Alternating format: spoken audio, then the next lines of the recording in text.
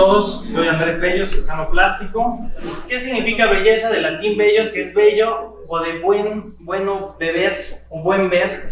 Y no tiene otro fin en sí mismo más que agradar. El fin de lo bello es que cuando nosotros lo vemos, te genera un sentimiento de placer, te genera un sentimiento de aceptación. Lo bello, y de ahí viene la estética, que deriva del griego, que es una sensación, la estetis. Fue introducido por Alexander Gottlieb Baumgartner en sus obras Reflexiones filosóficas acerca de la poesía en 1735, y más tarde publica todo un artículo de estética. Y es aquí cuando empieza un estudio de la estética y lo bello como tal, sistematizado. Y posteriormente, Immanuel Kant viene y le da una sistematización y una filosofía a lo mismo. ¿Qué es la belleza? En la actualidad el término de belleza ha cobrado gran importancia. Gracias a las redes sociales tenemos mucho trabajo, a esa exposición de todos los procedimientos que podemos hacer, de todo lo que hay en el mercado. Se rompió esa barrera del silencio que antes era tabú o era secreto. Empezaba mucho por la cirugía, donde se operaban, se escondían y salían todas ya glorificadas, guapas ante la sociedad. Y hace más de 20 años, con el advenimiento del Botox, se rompe esa barrera de lo que únicamente se podía por medio de la cirugía, y empieza a desarrollar toda esta ola de procedimientos no invasivos, de inyectables, de tratamientos, que lo ponen una lupa ante todos, y pues por eso estamos todos aquí, ¿no? Principalmente ese motor que tienen todas las personas por quererse ver mejor. Y esta búsqueda es totalmente validada filosóficamente, pero existe una gran diferencia entre el gusto por la estética facial y corporal y la obsesión por la misma, que nos lleva a las transformaciones, y cómo de la línea de lo bello pasamos a lo feo, a lo grotesco, a lo rechazable.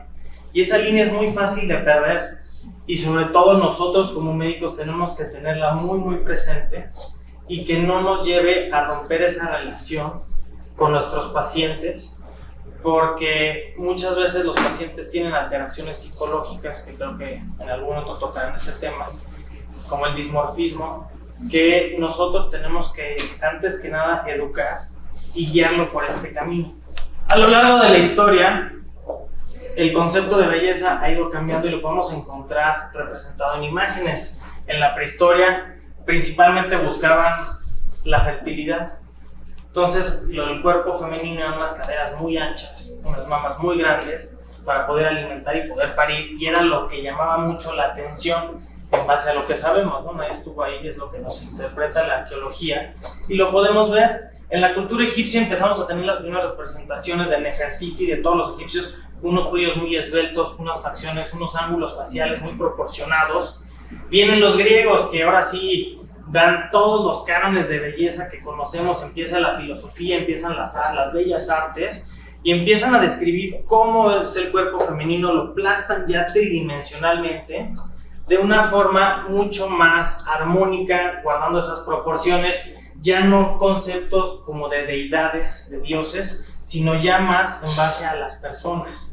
Y empiezan todo lo que era, después de esto se viene todo lo que es la edad oscura, y empieza a perderse esa introspección hacia el ser, y empieza a irse mucho hacia el Dios, y se empieza a hacer todo hacia Dios. Solo Dios, los ángeles y todos los seres divinos son bellos, los humanos no podemos alcanzar esas bellezas, y se empieza a romper toda esa relación con el cuerpo, y es hasta el Renacimiento y la Edad Media donde nuevamente genera esa importancia en uno mismo, y las artes cambian. Dejamos de tener esas referencias como en el barroco y en la Edad Media hacia los dioses, y ya más hacia las familias, más hacia las personas. Obviamente la iglesia seguía siendo puntero porque eran los que tenían el dinero en esa época, pero empieza a ver toda esta cultura y toda esta tendencia hacia informarnos de cómo somos nosotros, cómo somos por dentro y qué está pasando. Ya no somos seres mágicos creados por Dios, ya somos unas personas, somos humanos, y empieza a cambiar todas esas tendencias.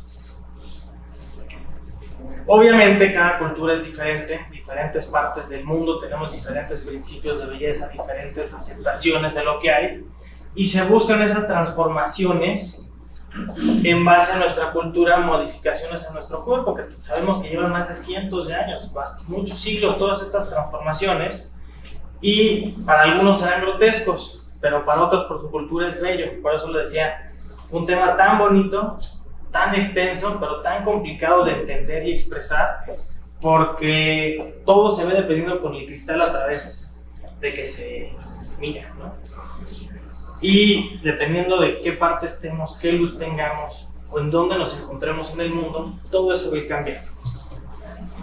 Vamos a dar unos principios un poco básicos de cómo fue evolucionando este concepto de belleza, cómo fue cambiando. Y como veíamos, los griegos que empiezan con esa filosofía de las artes, tenemos a Platón, que empieza a tratar de la belleza en diversos diálogos como Hipias Mayor, Fedro y Banquete, y divide las artes en dos clases: en las artes productivas de objetos reales y las de imágenes o de ídola, que son los dioses. Tenemos aquí que Hipias Mayor habla de la belleza de los cuerpos, Fedro habla de la belleza de las almas, y el Banquete manifiesta que el hombre tiene una inclinación para buscar la perfección, la belleza, y que esta principalmente se consigue a través del amor. Como veíamos, los griegos, que eran muy filosóficos, muy artísticos, siempre llegaban al amor y lo tenían como principal concepto de belleza. Y dicen que son dos clases de amor: el popular, relacionado con el cuerpo, la forma y las acciones, y ese pues es la atracción física, y lo celestial, asociado a la virtud y al intelecto de las personas, que los lleva a una belleza trascendental, a un amor trascendental que no se puede pautar, no es tangible, no lo podemos agarrar, pero que ciertas personas que luego les dicen, esos tienen luz, ¿no? Ciertas personas que se dan a reconocer, brillan a diferentes de las otras personas, y muchas veces no es por su característica física. Hay gente que tiene luz y a la vista no son muy agradables. Después Aristóteles habla un poco de lo que es esta belleza, es imitar o expresar ofreciendo un placer propio. Entonces, si se fijan, seguimos todavía con ese concepto de cómo me hace sentir a mí y cómo habla todo esto de lo subjetivo que es la belleza. Si a mí me hace una emoción placentera, para mí es bello. Y la propiedad de lo bello lo pauta en el orden, la simetría y la delimitación. Y es el primero en dar una teoría catártica sobre el arte. Es primero que empieza a hablar objetivamente de cómo podemos evaluar esta belleza, cómo podemos encontrar esas características y esos principios que van a decir, sí, esto es bello, sí, esto me agrada. Santo Tomás de Aquino, que a pesar de estar muy involucrado en la iglesia, se enclaustra y empieza a hacer muchos escritos sobre lo que es lo bello y la filosofía. Y seguimos encontrando que es bello aquello que agrada a la vista. La belleza es el resplandor de la forma que se expande por todas las partes de la materia que la recibe y a la cual determina. Entonces aquí empieza a juntar un poco esa belleza no tangible y subjetiva con la materia que lo envuelve. Entonces ya empezamos a hablar del ser como tal, y empieza inclusive Tomás de Aquino a dar los principios de bioética, que empezamos a darle valor no físico a las cosas y cómo se relaciona con lo que encontramos y con lo que nos envuelve. Llega el Renacimiento y, como comentábamos, cambian todas las ideas que teníamos en el mundo, todas esas pinturas no proporcionadas, que era en base a pensamientos, en base a los dioses, en base a los ángeles, y todas esas relaciones que no eran bidimensionales, se empiezan a aplastar, y es lo que veíamos. Se regresa al racionalismo de que ya no es Dios el magno, a pesar de que la iglesia era tan fuerte, pero ya estamos nosotros mismos en esto, y empieza el humanismo, y empieza a ver todas estas imágenes tan reales de los humanos, todas las artes, lo que era la escultura, lo que era la pintura, que pues es lo que más perduró. Inclusive empiezan a haber muchas obras teatrales, mucha filosofía en esto. Dante Alighieri, que empieza a hablar mucho del hombre y cómo trasciende, y el purgatorio, el infierno y todo esto. Empieza a poderse hablar de todo esto sin involucrar a la iglesia, y empieza a cambiar todo. Empezamos a ver cómo se empiezan a analizar las proporciones, y a pesar de que el hombre Vitruvio, todo el mundo se lo atribuimos a Leonardo da Vinci, inclusive fue primero Luca Pacioli, que desde 1509 hace, no tan bonito como lo plasmó Da Vinci del hombre Vitruvio, y de ahí deriva todas las relaciones que tenemos de cómo el hombre. Entonces tenemos como Luca empieza a hablar de la proporción divina, en la que plantea 5 razones por las que considera el número aéreo, y empieza a plantar todo como Leonardo da Vinci y Fibonacci posteriormente empiezan a hablar de estas relaciones armónicas. Y sabemos que viene Fibonacci y habla de que el artista, por medio de la matemática y la geometría, posee un talento y habilidades especiales que le permiten realizar un conocimiento sobre el mundo y sus representaciones fiables de la naturaleza. Y empieza a hablar de cómo esta matemática da una armonía, y empieza a analizar cómo en el mundo se empieza a repetir este número phi de 1.618 y prácticamente pauta los principios armónicos faciales y las relaciones que buscamos en todas las caras de las personas. Algunos siempre tratan de buscar esta idea y la tratan de buscar relaciones entre la cadera y las pompas, entre la cintura y la cadera, y siempre buscamos ese orden matemático de relación de 1.618 para que sea agradable a la vista. No a la vista de todos, como vimos hace ratito, ¿no? Pero podemos ver esto y entenderlo, y vemos cómo matemáticamente se repite, y vamos a ver ciertas ideas de cómo la belleza y todo lo que la engloba sigue siendo un motivo de estudio a lo largo de los años y sigue cambiando. Y se puede decir que empieza el arte moderno y ya todo se empieza a representar tal y como lo ve el artista. Y esto me gusta mucho porque nosotros somos artistas. Con lo que trabajamos no es un arte plástica como tal, pero usamos nuestras manos para esculpir detalles en nuestros pacientes. Entonces es bien bonito cuando hablamos de todo esto, y bien bonito cómo lo empezamos a ver. Y filosóficamente hablando brincamos a Kant, que dice que lo bello es una finalidad sin fin. Para Kant lo sublime es el exceso, el desbordamiento, y la belleza de forma contenida, limitada y humana. Lo sublime desborda la forma y se dirige al infinito. La belleza comporta gusto, lo sublime y la atracción. La sublimidad es un punto donde la belleza pierde las formas y es el superlativo de la belleza. La belleza se refiere a la perfección de los objetos, independientemente de su apreciación subjetiva. Entonces aquí es cuando ya empezamos a aplastar numéricamente y objetivamente qué sí es bello, qué no es bello y por qué sí es aceptable. Igual y no en una forma mundial, pero lo podemos analizar. Y más románticamente hablando, la belleza es un estado de ser que surge de la armonía interior, y lo vemos identificado en los pacientes que tienen alteraciones mentales. Si no están bien por dentro, nunca van a estar bien por fuera, y tenemos que tener mucho cuidado con eso, porque antes que nada somos médicos, y es bien importante que identifiquemos esto en nuestros pacientes y no seamos un faro de luz o un motivo porque les fomentemos esto y los llevemos hacia el lado oscuro, hacia el lado de la fealdad. Entonces no hay que abusar de eso, y nosotros tenemos que tener muchísimo cuidado con eso. Esta belleza no depende de modas, adornos, edad, color de la piel, país o cultura. Sin embargo, con los años, inclusive lo hemos estado viendo, las tendencias en redes sociales marcan nuevas pautas en tendencias hacia la belleza. Hay veces que queremos labios más anchos, queremos labios partidos, queremos barba partida, queremos ciertas cosas que socialmente nos están metiendo y lo estamos viendo, ¿no? Policleto fue el primero en exponer su concepción de belleza en el Tratado Canon, y es la primera vez que encontramos el principio de canon, ¿no? Se describe como tal, sin importar que ya teníamos todos los principios de Vitruvio, de Leonardo da Vinci y de Fibonacci. La imagen y la belleza física, otra vez retomamos lo que eran los principios de proporción, equilibrio, armonía, y en algunas áreas de la belleza y de las artes, la colorimetría. Como mencionábamos, Policleto fue un escultor que describe por primero el canon, y el arquitecto Vitruvio emplea estas variaciones de proporción a dividir el cuerpo en 8 partes del tamaño y cabeza. A él se le deben los dibujos que, como decía, Leonardo da Vinci se basó en un hombre parado para dar exactamente la figura humana. Esto es muy padre, cómo la figura humana queda dentro de un cuadrado perfecto, cuyas diagonales se cruzan en el pubis. Si trazamos una diagonal y otra diagonal,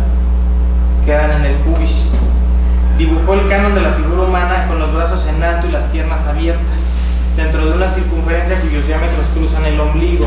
Y es por eso que en esta época se decía que el centro del hombre era el ombligo. Y empezamos a ver también que proporcionalmente, y sobre todo en base a distribución de masa, el peso, el ombligo es un punto de equilibrio en el cuerpo y ahí podemos balancear. Leonardo da Vinci realiza esta visión del hombre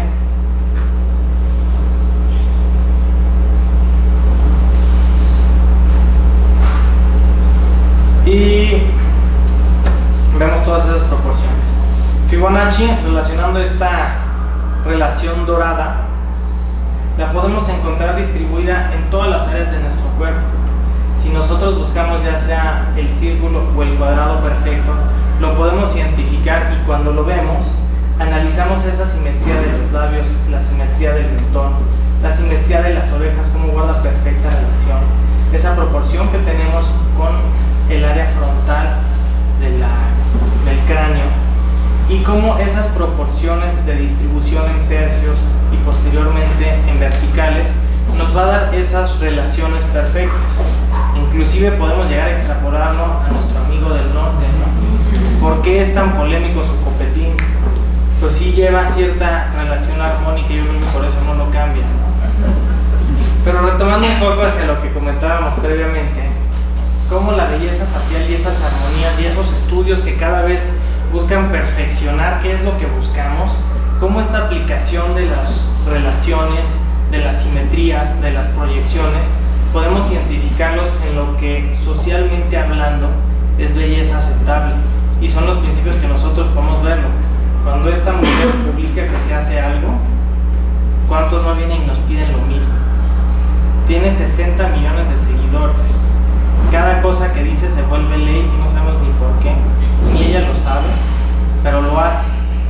A diferencia de una que la agraciaron desde el nacimiento y visualmente guarda todas esas relaciones que nosotros podemos llegar a lograr. Entonces eso es algo muy importante saberlo, que si nosotros sabemos estos principios, nosotros sabemos que esto existe, podemos llegar a buscarlo en nuestros pacientes y cómo no es nomás inyectar pómulos, no es nomás inyectar fosa piriforme, no es nomás inyectar labios, es crear un arte, hacerlo proporcionalmente agradable y cómo vemos que y así los pacientes lo van a identificar y se va a ver bien, porque va a ser realzar las características propias de cada uno de nuestros pacientes, no las características que nosotros queramos modificar. Hay que tratar de buscar esto. La simetría de Denzel Washington hace 15 años fue considerado el hombre más guapo sobre la faz de la tierra. Es muy galán, a mí se me hace, pero más que todo es muy visualmente agradable verlo por esa simetría facial que tiene. Esa simetría le hace que cuando lo vemos no nos cansamos de verlo y buscamos otras. George Clooney, muy guapo también, pero si nosotros partimos su cara a la mitad y buscamos esa simetría de las dos izquierdas y las dos derechas, pues vemos que es prácticamente muy simétrico. Y en todos esos, hasta la autora ya lo está saludando, le está echando el ojito.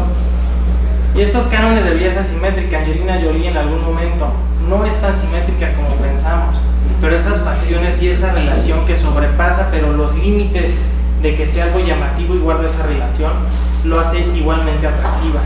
La simetría facial en este cuate que ahorita está muy famoso, ahora también está galán, no queremos solo puras pacientes mujeres, hay que hablar también del sexo masculino. Y es importante cómo esta simetría está en los medios y él, a pesar de ser tan agradable a la vista, vemos que no es tan simétrico, pero tiene ciertas facciones que lo caracterizan y distraen de esas asimetrías y se puede jugar con eso. Entonces lo que dicen, no hay un ser 100% perfecto, pero la simetría es sagrada y a veces ciertas varianzas en esa simetría dentro de las relaciones divinas de proporción son muy agradables. Y llegamos a lo que es el estereotipo de belleza actualmente. Los medios de comunicación nos ayudan, como las películas, las series de televisión, los juegos, los anuncios, las canciones, están pautando qué es lo bonito en el mundo ahorita. Y desafortunadamente el mundo ya se hizo tan chiquito que es mundial. Ya no es un actor de Hollywood, también en China lo consideran guapo, una modelo es considerada bella a nivel mundial. Habrá ciertas características de la población, pues, según su cultura que busque, pero ya se internacionalizó tanto todo que los principios son mundiales. Muchas gracias.